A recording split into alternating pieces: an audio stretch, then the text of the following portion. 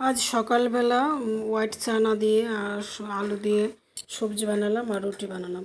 White চানাগুলি অনেক দিন হয়ে গেল গড়ে, পরে আছে। ওর পাপাকে বলছিলাম অনেক দিন আগে যে হোয়াইট চানা দিয়ে তরকারি বানিয়ে রুটি খাওয়ার খুব ইচ্ছা করছিল। তো ওর পাপাকে অনেক দিন হয়েছে আনলো, কিন্তু এটি খাওয়া হয়নি, ঘরেই ছিল এতদিন ধরে।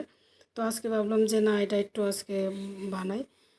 তো সকাল ঘুম থেকে উঠলাম প্রায় সাড়ে ছয়টার সময়। তো ওইদিকে রান্নাবান্না শুরু করে দিলাম, সকালের ব্রেকফাস্ট। তো আজকে ব্রেকফাস্ট এটাই হবে। তো hello everyone, welcome back to my channel. তো সবাই কেমন আছো? আশা করি সবাই খুব ভালো আছো। তো আমি তো একদমই ভালো নেই, কারণ অনেকটাই গরমে অবস্থা খুবই খারাপ। তো হ্যাঁ, সকালবেলা এখানে গরমে অবস্থা খারাপ হলে তো রান্না তো করতেই লাগবে। নিজে খাই বা না খাই, তো করতেই লাগবে। বাচ্চা খাবে, বর খাবে। তো এখানে সকালবেলা আমি হোয়াইট চানা আর আলু কুকারে সিদ্ধ করে নিলাম, শুধু শুধু নুন দিয়ে, হলুদ দিইনি। তো সিদ্ধ হয়ে যাওয়ার পর এখানে আমি তরকারিটাকে এখন সম্বার দেবো, আর ওদিকে আমি আটাটা মেখে রাখছি। তো এখানে সম্বাসের মধ্যে প্রথম তেল দিলাম, শুকনো লঙ্কা, তেজপাতা, তারপরে একটু গোটা জিরে দিয়ে দিলাম। দেওয়ার পর এটা একটু ভাজা ভাজা হওয়ার পরে তারপরে পেঁয়াজ কুচিটা একটু ভাজা হওয়ার পরে দিলাম আদা রসুনটাও ভাজা হওয়ার পরে তারপরে দিয়ে দিলাম এখানে টমেটোর সাথে তারপরে হলুদ, একটু লঙ্কা গুঁড়ো, তারপরে জিরা ধনিয়ার গুঁড়ো দিয়ে ভালো করে এটাকে কষিয়ে, তো এখন আমি এটাকে যে সিদ্ধ করার ছানা আর আলোটা ছিল এটা দিয়ে দিলাম এটার মধ্যে এখন। তো এদিকে আমি এখন রুটিটা বেলে নেব। তো রুটিটাকে একটু আটাটাকে একটু ভালো করে আবার একটুখানি মেখে নিলাম, তারপরে কয়েকটা লিচি কেটে নিলাম। তো সবটা এখন বানাবো না, ওর পাপা যেহেতু এক্ষুনি খেয়ে যাবে, ডিউটি যাবে, তো আগে ওর পাপার খাবারটা রেডি করব। তো এখানে তিনটা রুটি বানাবো এখন। তিনটা রুটি বানিয়ে এখন ওকে দেবো, ও খেয়ে তারপরে ডিউটি যাবে, পরে মেয়ে আর আমি খাবো। তো এখানে আমার তরকারিটাও প্রায় হয়ে গেছে। এখানে একটু গরম মশলা দিয়ে দিলাম, গরম মশলা দিয়ে এখন তরকারিটা নামিয়ে দেব। তো আমার এখানে রুটিও বেলা হয়ে গেছে। রুটি যেহেতু আমি এত ভালো বেলতে পারি না, আমার রুটি এত সুন্দর হয় না। আমি একটা রুটি বানাতে অনেকক্ষণ টাইম লাগে, ভালো করে পারি না। তো ওকে ডিউটিতে চলে গেল, তো মেয়ে আর আমি বাকি ঘরের কাজ সে ঘর মোছা, স্নান করলাম, পূজা দিলাম, তারপরে মেয়ে আর আমি এখানে নিয়ে বসলাম টিফিন। তো দুজনে মিলে এখানে টিফিন খেলাম। মেয়ে টিফিন খাইনি, ও শুধু অর্ধেকটা রুটি খেলো, বাকিটি খাইনি। তো তারপরে ওর পাপা কালকে অনেকগুলি আম নিয়ে আসছিল। তো আমগুলি গড় থেকে নষ্ট হবে, তো এগুলি কি করবে? তো তো ভাবছি এগুলি আম কেটে রৌদ্র শুকিয়ে রাখলে তারপরে এটা অনেক সময় পরে খাওয়া যায়, ডাল দিয়ে খাওয়া যায়, তো ভালো লাগে, মাছ দিয়েও খাওয়া যায়। তো আমটি এখানে ভালো করে কেটে তারপরে ধুয়ে নেব। কারণ যখন অনেক সময় কি আমের সিজন না থাকলে অনেক সময় ইচ্ছে করে টক ডাল খাওয়ার ইচ্ছে করে, বা মাছ দিয়ে একটু টক বানিয়ে খাওয়ার ইচ্ছে করে। তো তখন দেখা যায় যে তেঁতুল দিয়ে খাইতে লাগে, কারণ তখন আমটা এইভাবে রাখলে আম দিয়েও খাওয়া যায়, ভালোই লাগে। তো এতগুলি আম তো খাওয়া যাবে না, কি করে খাবো এতগুলি আম? আরেকদিন নিয়ে আসছিলো, এটা দিয়ে একটুখানি আচার বানিয়ে রাখলাম। তো এটাও এখন শেষ হয়নি, তো এখন আরেকটু আচার বানিয়েও রাখবো, ওর পরে যাতে খেতে পারি এরকমভাবে। তো এইভাবে ওরা খোসাটা ছাড়িয়ে এখানে এখন ভালো করে এটি ধুয়ে নিলাম। এখন এইভাবে পাতলা পাতলা করে কেটে নেব। পাতলা পাতলা করে কেটে তারপর রোদ্রে শুকিয়ে রাখলে ভালো থাকে। আমি গত বছর এইভাবে রেখেছিলাম, তো অনেক দিন ছিল, ভালোই ছিল, পোকা টোকা কিছু ধরেনি, একদম ভালো ছিল, ফ্রেশ ছিল। ডাল দিয়ে তারপরে মাছ দিয়ে অনেক দিন খেলাম, ভালোই লাগে। যখন আমের সিজন থাকে না বা টক খেতে ইচ্ছে করে, তো এগুলো দিয়ে খেতে ভালোই লাগে। তো এভাবে ভালো করে সবটি কেটে নেব ছোটো ছোটো করে। এবার পাতলা পাতলা করে কাটলে কি হয় যে এটা তাড়াতাড়ি শুকিয়ে যায় রোদ্রে, আর না হলে মোটা ভারী করে কাটলে তাড়াতাড়ি শুকাবে না, এটা নষ্ট হয়ে যাবে। আর রৌদ্র তো খুব ভালো, প্রচণ্ড রৌদ্র, যেহেতু বেশি দিন লাগবে না শুকাতে, 2-3 দিন রৌদ্র দিলে শুকিয়ে যাবে। তো আমার এখানে আমগুলি কাটা সব শেষ হয়ে গেলো, দেখো কতগুলো হলো। তো আর এখানে বাকি কয়েকটা আম আছে, এই আমগুলি আমের ভিতরে একটু আমের যে বড়াটা হয় না, এটা মানে শক্ত হয়ে গেছে। তো এই আমটি দিয়ে আমি একটু ভাবছি আচার বানিয়ে রাখবো, যাতে পরে খাওয়া যায়। যখন আমের সিজন থাকবে না তখন যাতে অনেক দিন রেখে খেতে পারি। তো এটাকে এভাবে খোসা সহকারে কাটবো, এটাকে খোসাটা ফেলবো না। তো এভাবে কেটে ভালো করে এটাকে কেটে নিচ্ছি। এই মানে কাটতে খুবই অসুবিধা হচ্ছিলো, কারণ এটা ভিতরে যেহেতু এই আমের যে বড়াটা এটা অনেকটা শক্ত হয়ে গেছে, তো কাটতে একটুখানি খুব কষ্টই হচ্ছিলো। তারপরে মানে আস্তে আস্তে কাটলাম, বেশি মানে প্রেশার দিয়ে এভাবে কাটতে গেলে অনেক সময় দেখা যায় যে হাতে লাগবে। তো আমি আস্তে আস্তে করে এটাকে কাটলাম। কাটা শেষ হয়ে গেল, এটাকে ভালো করে ধুয়ে আমি এখন এটার মধ্যে, যেহেতু এটা আমি আচার বানাবো, তাই এটার মধ্যে একটু মানে নুন নয় সরি, এটার মধ্যে একটু হলুদ মাখিয়ে ভালো করে তারপর এটাকে রোদ্রে দিলে মানে আচারটা বানালে তারপর ভালো হবে। তো এটাকে হলুদ মাখিয়ে দিয়ে দিলাম। আর ছাদের মধ্যে আমি যাইনি, মানে 4তলার 5তলার উপরে বাপরে এই রোদ্রের মধ্যে আমি যাইনি, কারণ আমাদেরকে রান্নাও বসাতে হবে। ওর পাপাকে পাঠালাম, তো ও গেল, গিয়ে এটাকে আমি বলছি এটাকে ভালো করে রৌদ্র দিয়ে আসো। তো ওই এইটা মানে রৌদ্র দিয়ে আসছে, ওই এই জায়গাটা ক্যামেরা করে নিয়ে আসছে।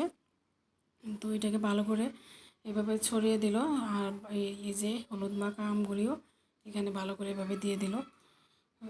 রৌদ্র যেহেতু অনেকটাই বেশি, তো বেশি দিন লাগবে না এটা শুকাতে।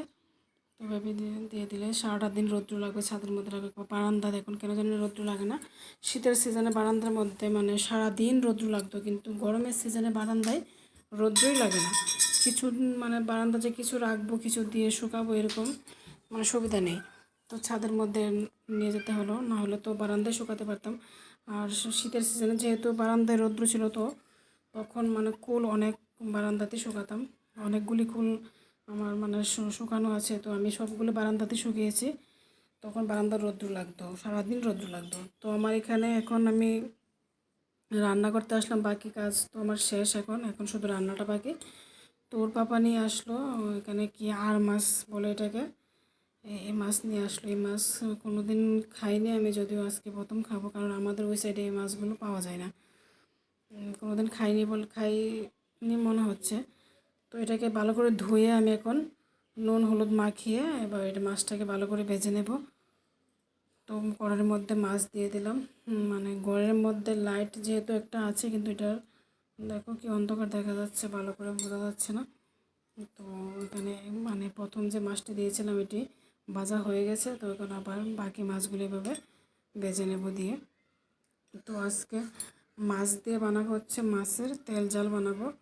আর মাছের মাথাটা দিয়ে চাল কুমড়ো আছে ঘরের, চাল কুমড়ো দিয়ে বানাবো। তো চাল কুমড়ো দিয়ে আমি যখন বানালাম তখন আমি ভিডিওটা করতে পারিনি, কারণ মোবাইলটা চার্জ ছিল না, মোবাইলটা সুইচ অফ হয়ে গিয়েছিল। তো এটা আমি মানে করতে পারিনি। খুবই ভালো হয়েছিল খেতে। তো মাছগুলো আমার এখানে ভাজা হয়ে গেছে। তো এখানে করলা ভাজি করব। করলা ভাজি তো খেতে খুবই ভালো লাগে। তো করলা ভাজি আমি মানে বাজারে গেলে বা এখানে একটা বিএসএফের দোকান আছে, যে আমাদের ওইখানে গেলে করলা থাকলে আমি নিয়ে আসি। আমার কাছে ভালো লাগে খেতে, ওর পাপাও খেয়ে ভালো হয়। তো নিয়ে আসলাম, এটা করলা ভাজি হয়ে গেল। করলা ভাজি শেষ, এখন বানাবো মাছের যে তেল ঝালটা বানাবো। তো এটার মধ্যে তেল দিয়ে দিলাম প্রথম, তারপরে পেঁয়াজ কুচি দিয়ে দিলাম। পেঁয়াজটা ভাজা হয়ে গেছে, তারপর এখানে পেঁয়াজ একটু মানে বেটে রাখলাম, এই পেঁয়াজটাও দিয়ে দিলাম। এটাকে ভালো করে ভেজে নিলাম। পেঁয়াজটা ভাজা হয়ে গেছে, এখন কাঁচা লঙ্কা দিয়ে দিলাম। এখানে হলুদ গুঁড়ো দিয়ে দিলাম। তারপর এখানে লঙ্কা গুঁড়ো দিয়ে তারপর এখানে জিরা ধনিয়ার গুঁড়ো দিয়ে দিব, দিয়ে তারপর মশলাটাকে এখানে ভালো করে কষাবো। তো মশলাটাকে এখানে ভালো করে একটু কষাতে লাগবে, একদম মানে হিটটা লো করে। তারপর ভালো করে কষানো হয়ে গেছে আমার এখানে। তো এখন আমি এখানে দিয়ে দিলাম জল, দিয়ে দিলাম। জলটা যতটুকু জল আমার প্রয়োজন ততটুকু বুঝিয়ে দেব। তো আমি যেহেতু এখানে দুবেলার জন্য রান্না করছি, মানে দুপুরে খাবো আর রাতের জন্য, তো এখানে একটু জলটা একটু বেশি করেই দিলাম। তো এখানে মাছগুলো এখন দিয়ে দেব। জলটা যেহেতু ফুটে গেছে, এখন মাছগুলো এখানে দিয়ে দেব।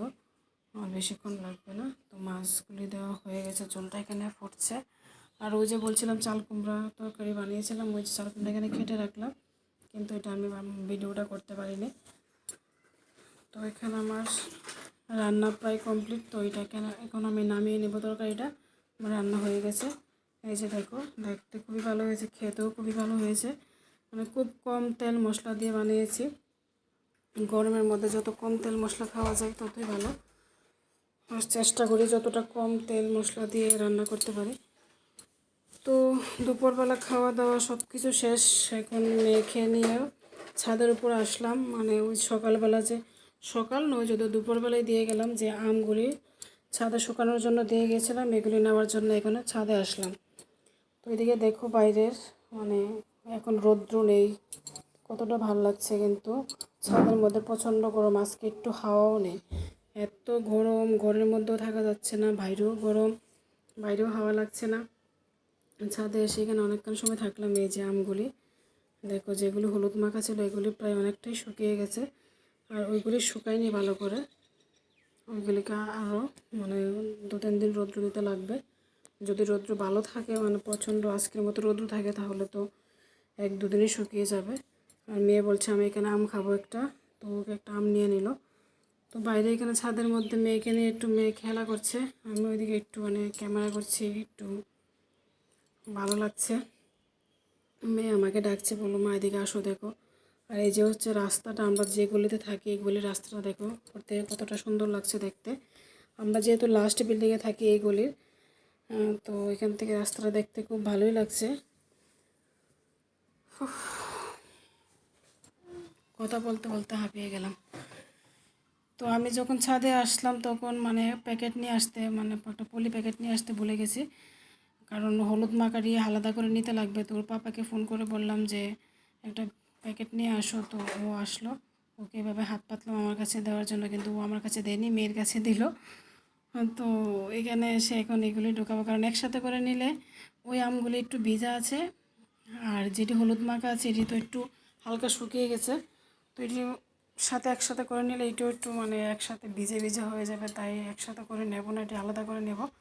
তো মেয়ে আর আমি এগুলি এখন প্যাকেটের মধ্যে ঢুকাচ্ছি, যেগুলি হলুদ মাখা।